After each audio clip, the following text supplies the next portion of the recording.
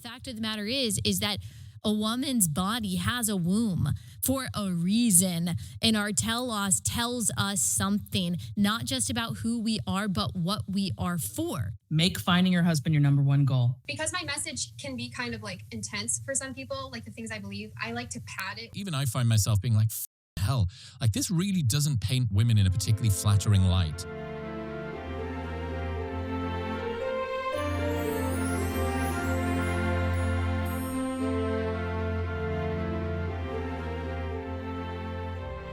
Hello, and welcome to the 12 Days of Tradmas. If you're new around here, my name is Kit, and Tradmas is a series I do in December where I talk about the harmful beliefs and ideas promoted by certain influencers, content creators, and so on. Basically, my normal content, but more of it and with a festive flair. And today, well, someone requested an update on Mrs. Midwest, aka Caitlin, as part of Tradmas. And as luck would have it, she posted a new immersive podcast to pass the time list back in September. I did think that maybe, just maybe, she was backing off the due to my extreme beliefs I pad my content thing, and I was wrong. In that list, you'll find harmless accounts like The Toast, Scamanda, The Dropout, and then, sandwiched in between them, you'll find things like, in Laughs and Cultural Chit Chat, The Megyn Kelly Show, Relatable with Allie Beth Stuckey. What laughs is anyone having with Allie Beth Stuckey?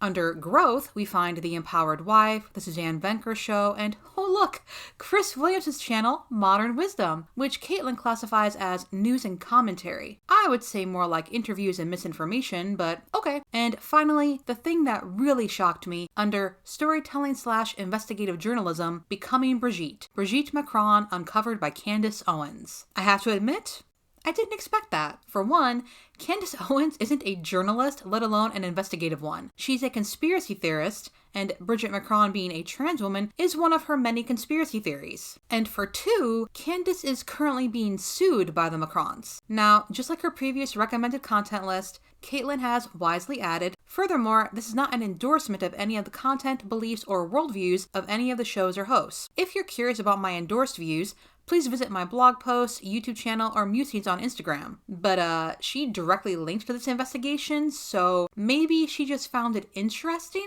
But I find it irresponsible. Also, has Caitlin ever said anything political on her channels? I don't think so, and I doubt that's changed. She wants that layer of deniability between herself and her beliefs, which is why she pads her content. I, of course, am going to show you the things I find objectionable from, for example, Allie Beth Stuckey, and Caitlin can easily say, oh, I wasn't endorsing that, but what got Allie Beth on this list to begin with? A specific playlist or video isn't linked, just her channel, so what of her content does Caitlin like, if not her content in general? It is smart to do it this way, I'll give her that, and given that it's been so long, I'll remind everyone of this interview Caitlin gave to Yogi Obes in 2019. Because my message can be kind of like intense for some people, like the things I believe, I like to pad it with skincare and like how I clean my house, you know? Now, you can say that was 6 years ago and things have changed since then, but setting aside that even talking with Yogi Obes is a red flag, please see We Need to Talk About Yogi Obes. When it happens once, please see Ali Yared, and then twice, please see Think Before You Sleep, and then too many times to count,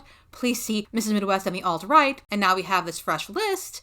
Yeah, I see a continuing pattern, and I'm not inclined to give the benefit of the doubt. But if you are, that's your business. I would just ask that you carefully consider the content Caitlin is directing you towards in between the more mundane recommendations. And honestly, she has been open about her intentions. We're doing her a disservice to doubt her word. So, let's have a look at some of these recommendations, starting with Relatable with Allie Beth Stuckey. Granted, Caitlin did follow her all those years ago, so I suppose this isn't much of a surprise, but well, Caitlin seems so gentle and Allie Beth is just so harsh. Of course, Caitlin did say she liked brush content when she recommended Stefan Molyneux, so I will never ever compromise on the definition of marriage.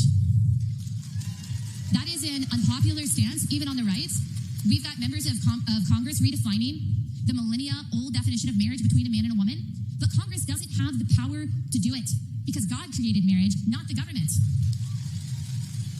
It is pre-civilizational. It's based on the biological complementarianism of a man and a woman. It is the only child-producing institution that exists and is the best child-protecting entity that exists, and therefore a country will never survive and certainly not thrive without it. There will be plenty of people here, plenty of people in general who agree with me, who will say that conservatism is simply live and let live, that it's low taxes, that it's anti-wokeness. I respect these people a lot, but I disagree. That kind of movement may be successful in temporarily pushing back against some forms of modern absurdity, but it has no power to build anything good. No society has ever been successfully built on anything except for God and the natural family. Redefine marriage, and you can redefine anything, including what a woman is. So I don't care where the movement goes, where the political parties go. I will continue to be a threat to what I see as our country's moral decay. I will continue to be a threat to confusion, to chaos, to degeneracy, to the exploitation of children, to tyrannical regimes, to corruption. I will continue to say and do what God calls me to, and I'm confident that you will too. Abraham Lincoln said this: "My concern is not whether God is on our side. My greatest concern is to be on God's side, for God is always right." God is always right. Therefore, the wisest and most effective thing that you can do in the fight for our country is to be on God's side and to be a threat to evil. I don't hear you saying that women have no talents or strengths outside of homemaking or child rearing, or that they shouldn't ever be educated, or that they shouldn't ever have a job, but that these things should not come at the expense of marriage and childbearing. And what I think of when you say that, and I agree, the more that you're talking, the more I'm thinking about how it really is kind of a form of gender dysphoria. Nancy Pearcey wrote a book called Love Thy Body, and she's not talking specifically about feminism. She does mention it, but she talks about the different forms kind of like body dysphoria, where you are ignoring your telos, and like your telos tells you something. Telos meaning purpose. Like there is a teleology to the world, including the human body. And that is kind of going back to what we were saying about how people want order in everything except for in themselves. That is true now of gender. It's true now of our body. We see the purpose in a pillow. We see the purpose in a bird. We know that a bird can't be an elephant, but we do believe for some reason that we're so different that a man can be a woman and vice versa. And even if it is not in the form of actual transgenderism, it does come in the form of gender roles. The fact of the matter is that a woman's body has a womb for a reason, and our telos tells us something, not just about who we are, but what we are for. We need to make sure that our elected officials know why we are pro-life. Not just that we are pro-life. Why are we pro-life? And this has to inform what you say. And we can pull people along. And everyone has their different places in the pro-life movement, but there's got to be people over here that are shifting the Overton window. There's got to be people over here who stake their ground and say no. Not just no to abortion sometimes, but no to abortion all the time. No to all of the questionable things happening in reproductive technology, because those babies' lives really matter. So I just want to be clear on my stance on that. I am not someone who is like, oh yeah, adults can do what they want to do, but let's just focus on the kids. Sure, adults can do what they want to do. Should they do what they want to do always? No. And should we change society in any way to accommodate the absolute dangerous, both personally and to others, both individually and societally, this delusion that you can change your gender or you can declare your gender to be something that is separate from your sex? No, I'm not going to go along with that. I have a few videos about Allie Beth, and I'll link them below along with the other videos I've mentioned if you're curious. Next up is The Empowered Wife by Laura Doyle, and I actually did read that book because Caitlin raved about it, and I was curious. That will be the death of me. And honestly, a lot of people have pointed out like a change in Caitlin, and I think that's where it comes from. Instead of being first mate to her husband's captain, Caitlin has realized that she has wants and needs and that that's okay. And moreover, it's also important that she realizes her need for hobbies and time away from the kids.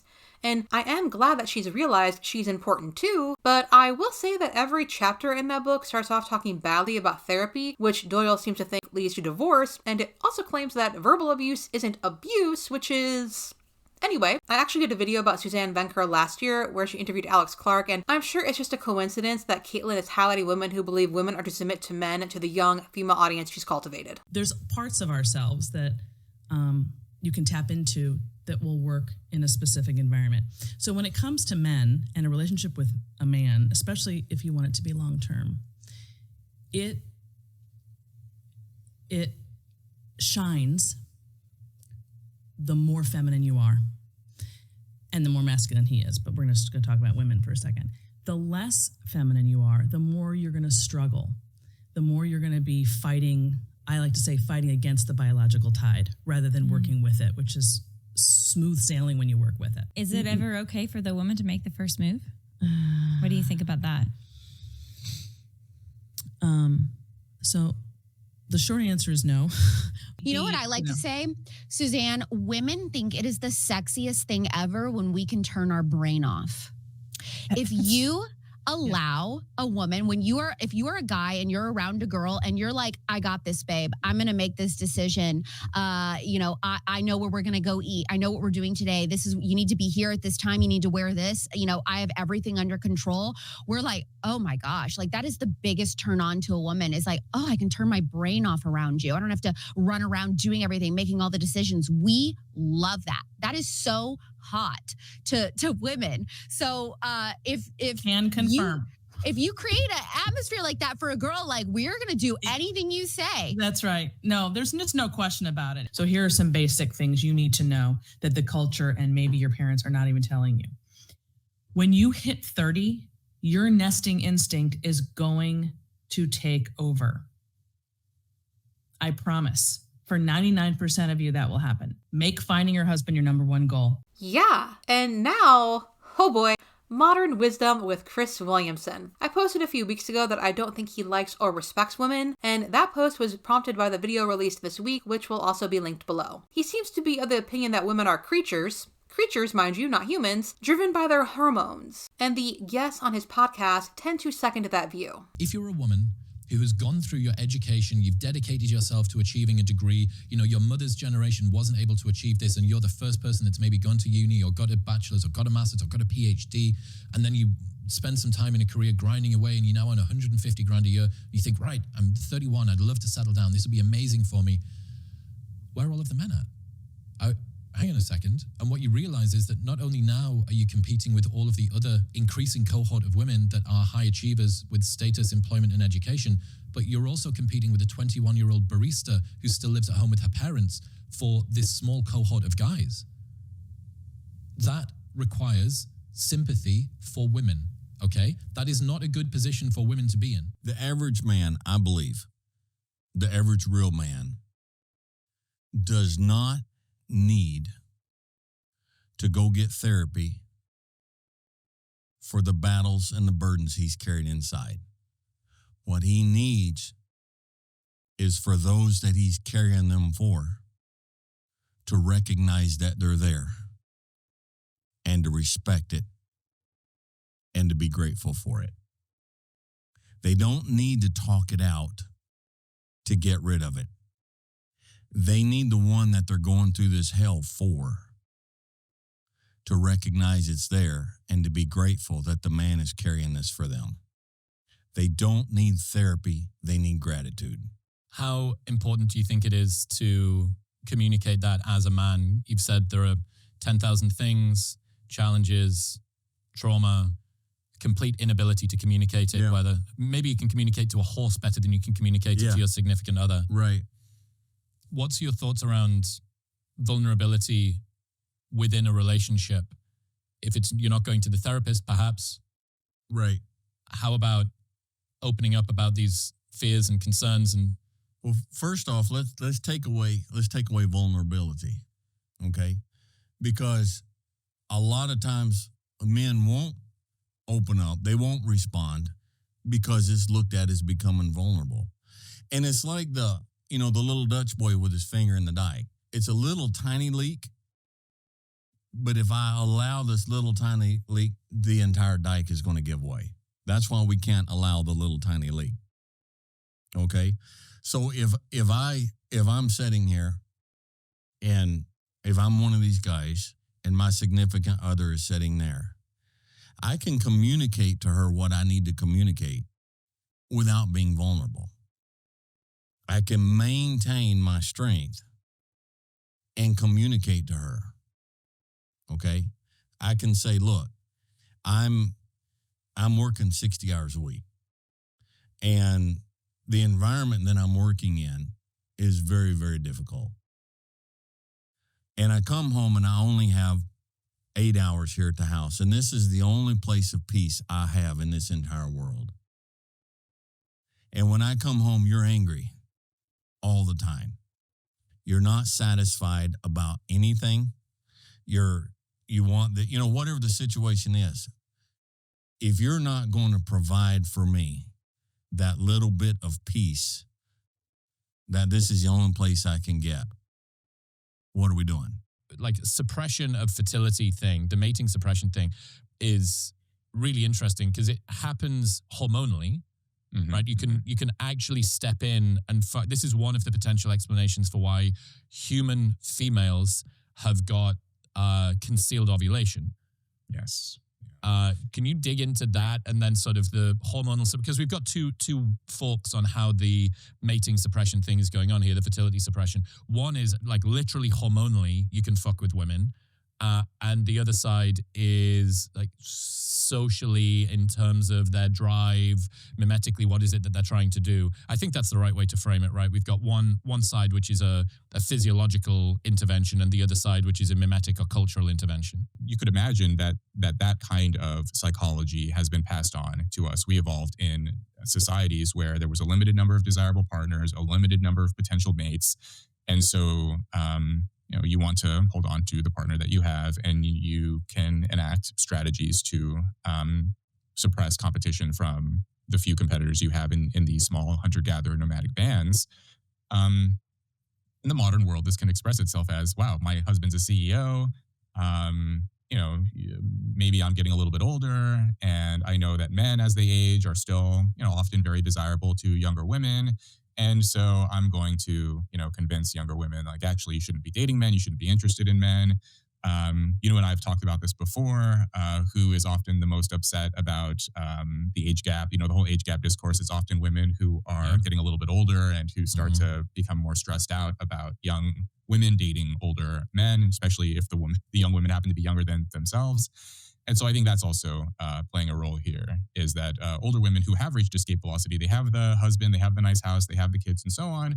But, if you're a magazine editor or if you're a politician, corporate leader or something, you can still kind of introduce this idea out there to younger women to maybe avoid that same path so that you don't lose what you have. I can already sort of imagine what cogs would be turning in a well-meaning woman's mind who may be partaking in this sort of a meme. They would say, what are you talking about? I don't think these things at all. That's not what I'm trying to do. I'm not trying to get my friends to stop getting into relationships. The guys out here just aren't very nice, and I'm trying to protect my friends from getting hurt. And men are trash sometimes, or maybe even a lot of the time. And these are just me. Like, how can you imbue on me all of these supposed motivations when that's not what I'm doing at all? And I think it's important to just say the difference between proximate and ultimate reasons. Very rarely are we aware of what the ultimate reasons for our behavior are. Like, you are much more effective at deceiving other people if you also are deceived by the motivation that you're doing this through, right? I think the thing that makes it particularly unpalatable or like weird to talk about in a way, even I find myself being like, fucking hell, like this really doesn't paint women in a particularly flattering light. And I think that is because the subtlety of the way that women compete seems much more conniving and manipulative than the way that men compete. Yeah, I don't understand what the point is of recommending this sort of content to your audience, especially, again, when you've cultivated to be young and female. Unless, of course, your goal is to convince them that patriarchy is best, actually, and you want/need that layer of plausible deniability. I've said it before, and I'll say it again. There's nothing wrong with being a wife and mother. There's nothing wrong with wanting that. There's nothing wrong with not pursuing a career. But patriarchy is still harmful to everyone, but especially women and girls. And you can pursue relationships and parenthood without it. I promise it's much better to be able to decide your own fate than to rely on a script, especially when that script promises you happiness and fulfillment. No one can guarantee that, and whenever someone tries, you should be suspicious. And as for Megyn Kelly... As for Epstein, I've said this before, but just as a reminder, I do know somebody very, very close to this case who is in a position to know virtually everything. Not everything, but virtually everything. And this person has told me from the start, years and years ago, that Jeffrey Epstein, in this person's view, was not a pedophile. This is this person's view, who was there for a lot of this, but that he was into the barely legal type. Like he liked 15-year-old girls. And I realize this is disgusting. I'm definitely not trying to make an excuse for this. I'm just giving you facts. That he wasn't into like 8-year-olds, but he liked the very young teen types that could pass for even younger than they were, but would look legal to a passerby. And that is what I believed, and that was what I reliably was told for many years. And it wasn't until we heard from Pam Bondi that they had tens of thousands of videos of alleged, forgive me, they used to call it kiddie porn, now they call it child sexual abuse material, on his computer, that for the first time I thought, oh no, he was an actual pedophile. I mean, only a pedophile gets off on young children abuse videos. She's never clarified it. I don't know whether it's true. I have to be honest. I don't really trust Pam Bondi's word on the Epstein matters anymore. Yeah, so I don't know what's true about him, but we have yet to see anybody come forward and say, I was I was under 10. I was under 14 when I first came within his purview. Look, you can say that's a distinction without a difference. No, it's not. I think there is a difference. Yeah. There's a difference between a 15-year-old and a 5-year-old. So yeah, that's enough. And, well, I guess that's our Mrs. Midwest update for 2025. Still up to the same old tricks, unfortunately. But at least she didn't recommend any white nationalists this time, I think. And that's it for this video. Thank you so much for watching. Please like if you enjoyed the video, dislike if you didn't, subscribe if you find yourself enjoying my content in general and aren't yet subscribed, and let me know what you think below. I would like to give extra thanks to my patrons. My socials, sources, and resources are linked below, and Merry Solstice!